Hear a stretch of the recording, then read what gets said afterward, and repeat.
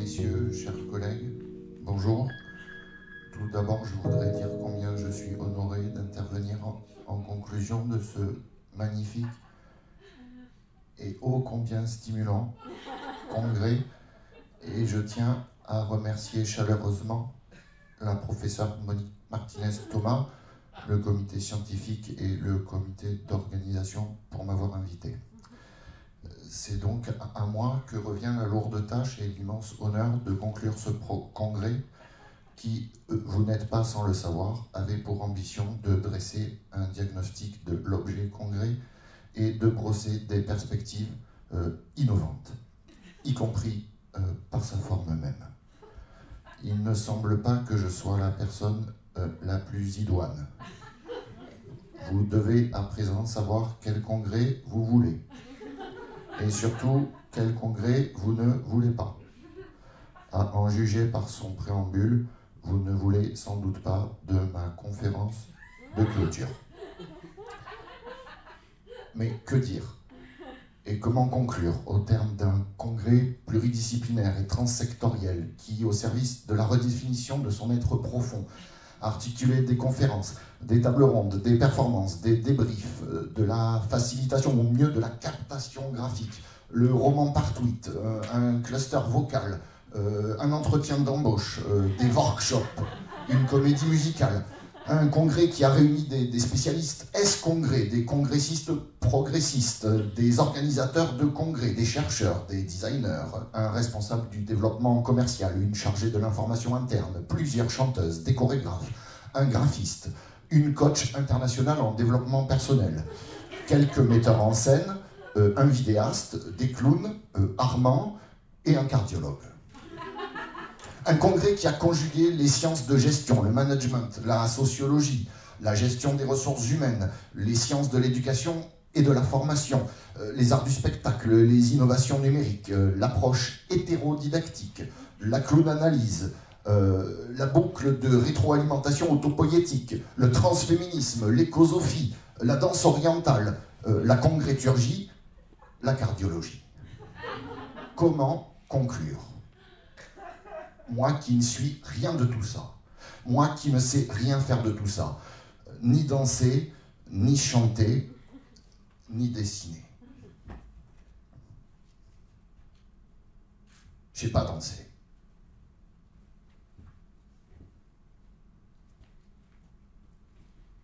Je sais pas danser. Alors je slame. Moi je sais rien faire, même pas conclure. Je sais pas conclure, alors je slame. Désolé pour le congrès inclusif, moi je suis exclusif. Je sais faire que ça, alors je slame. J'aurais pu le faire par Skype, hein. Ça aurait été plus écosophique. Hein. Moi j'arrive d'Albi, hein. Bonjour le bilan carbone.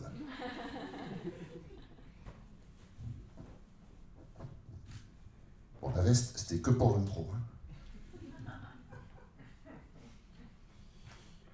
En bonne et due forme universitaire, ça donne ça.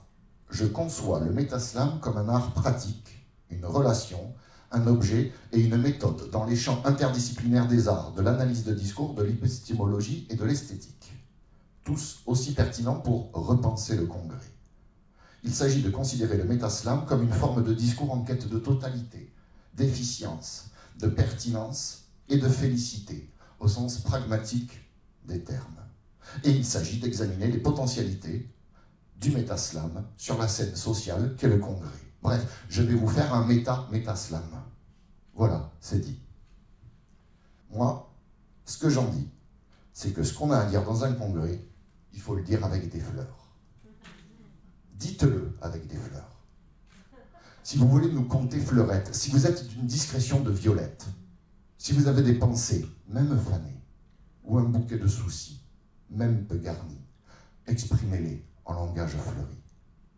Dites-le avec des fleurs. Si vous voulez nous mettre au parfum, si vous voulez éclore avant la fin, avant de bouffer les pissenlits par la racine, avant de perdre vos pétales, avant que ne vous étale un désherbant en dose de l'étal, avant que ne tranche le sécateur de la censure et ses sectateurs. Dites-le, mais dites-le avec des fleurs. Moi j'ai choisi les orties pour y pousser pépé mémé. Et puis je vais vous faire don pour leurs charmes et leurs échardes de roses, de ronces et de chardon. Pardon. Alors, tu dois savoir à présent quel congrès tu veux. Que dirais-tu de partager une recherche indisciplinée et performée? Que dirais-tu de faire gesticuler le congrès? L'idéal est que nos prises de parole mettent en mouvement une forme de vie indisciplinée, à la fois conférencière et gesticulante, qui transgresse les cases académiques, qui sortent de la routine congressiste et de ses zones de confort, et qui sortent dans le réel.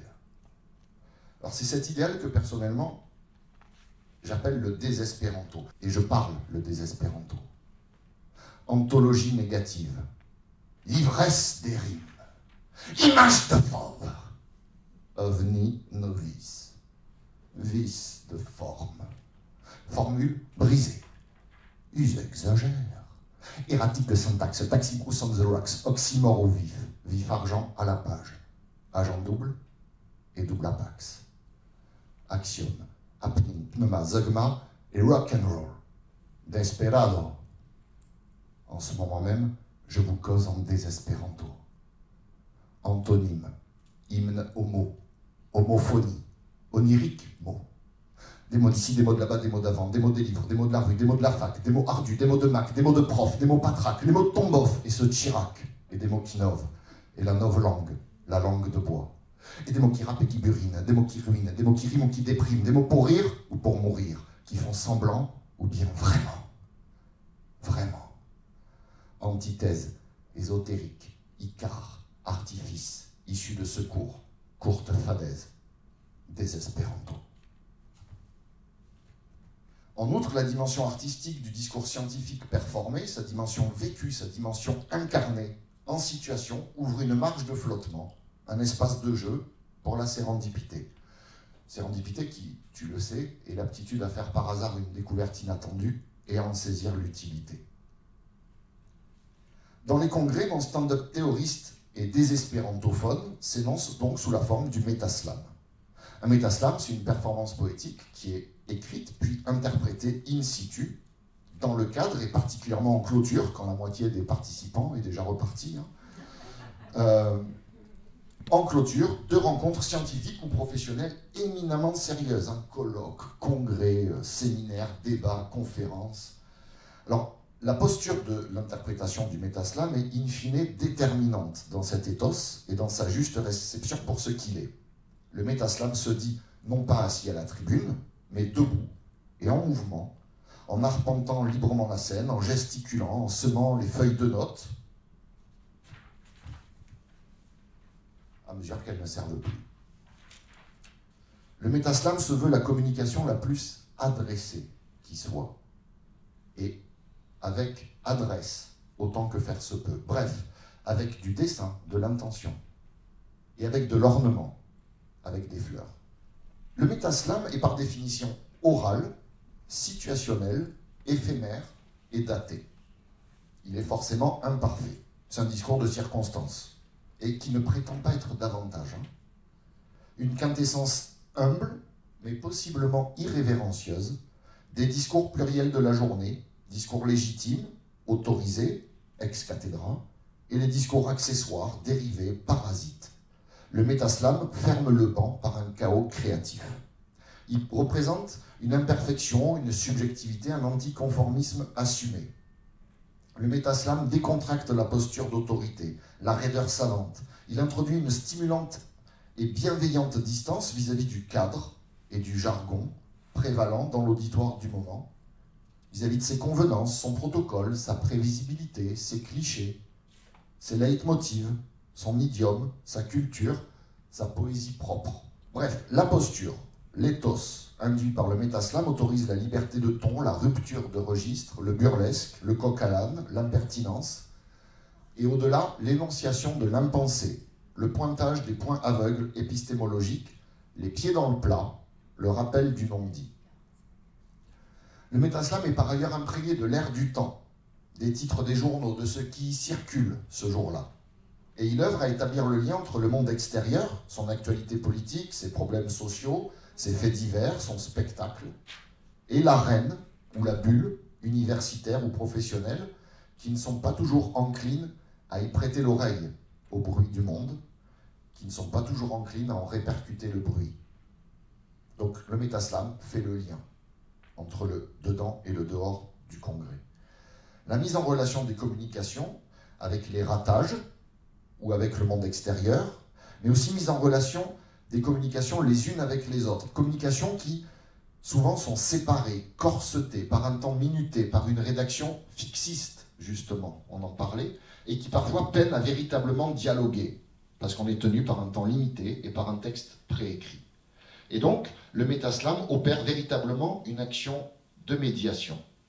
Ni poésie savante, ni interlude d'humoriste, le métaslam se veut une authentique contribution à l'éclairage, la mise en perspective ou la subversion des discours tenus dans la situation, et éclairage de la situation vécue elle-même. Le métaslam n'est pas un spectacle, ni un sketch, c'est une performance, une opération situationniste. Sa vertu, son utilité, sa valeur heuristique et scientifique réside dans la sérendipité. Et en cela, le métaslam est une affaire très sérieuse. Au fait, cher congressiste progressiste, tu sais quel congrès tu veux? En tout cas, tu sais désormais quel congrès je veux. Parce que je ne suis pas mort.